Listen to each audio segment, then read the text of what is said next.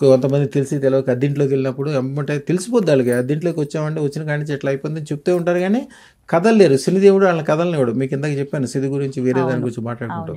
శనిదేవుడు మందుడు అంటే స్లో, నెమ్మదిగా వస్తాడు.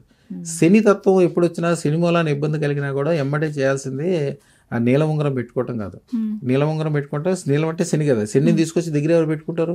అవసరం చక్కగా 1 కిలో బెల్లం తీసుకెళ్ళాలి, శివాలయంలో శని దగ్గర పెట్టాలి.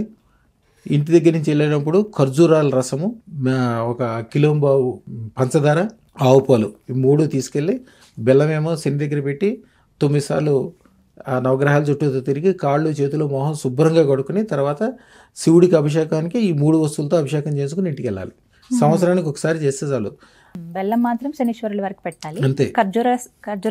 ఖర్జూర రసము, పంచదార, ఆవు పాలు, ఈ 3 అభిషేకం చేయించాలి. గంట బావు సేపు కూర్చోవాలి. గంట బావునికి బయటకు వెళ్ళేసరికి వాళ్ళకి తెలిసిపోద్ది, మనసు అంతా భారం అంతా దిగిపోయినట్టు, నెత్తి మీద ఉన్న చెడు అంతా వెళ్ళిపోయినట్టు, వెలుగు వచ్చినట్టు, వాళ్ళకి అప్పుడు దాకా ఉన్న సమస్యలకి పరిష్కారం దొరుకుతున్నట్టు. కొంతమంది అదృష్టం పెట్టుకునే శక్తి లేకపోతే, శక్తి లేదంటే ఇదే కారణం.